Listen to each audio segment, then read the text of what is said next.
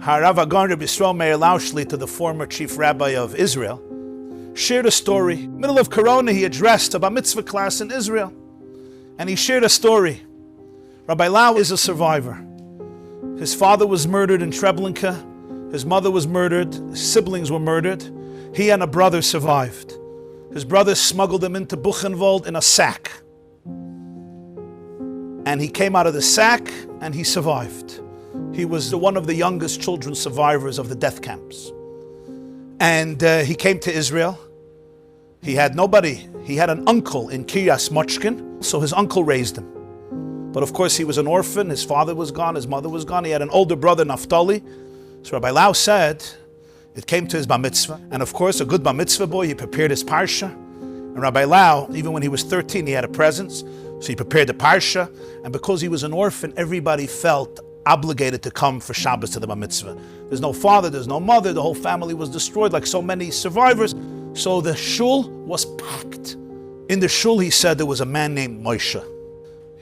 Moshe was an old man and he was the balkairi of the shul. He read the Torah every single week. And he had not much in life, but he loved reading the Torah and he loved the validation that he got. As Rabbi Lau says, I'm 13, I go up to the bima and I see Moshe coming up to read.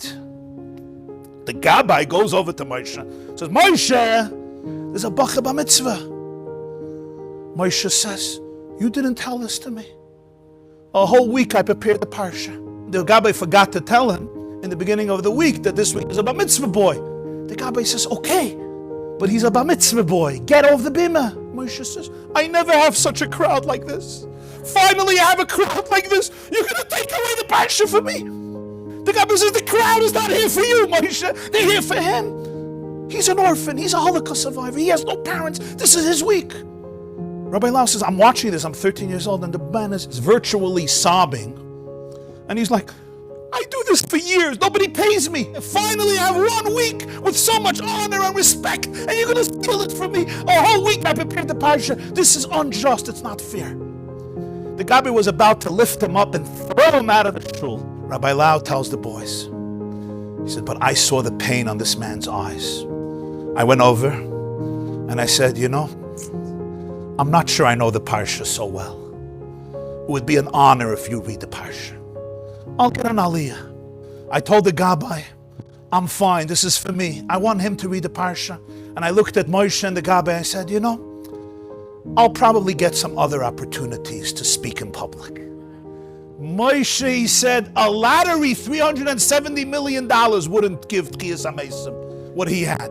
He went up, he had the whole shul as he read his parsha. Rabbi Lau turned to the bar mitzvah boys. He says, I want to tell you, when you become bar mitzvah, you become obligated in mitzvahs. He says, this was the first mitzvah I did as a bar mitzvah. I gave up my spot. And he says, and you know, I had a few opportunities to speak in public. He said, because from creating unity, you don't lose. Watch the full class at theyeshiva.net.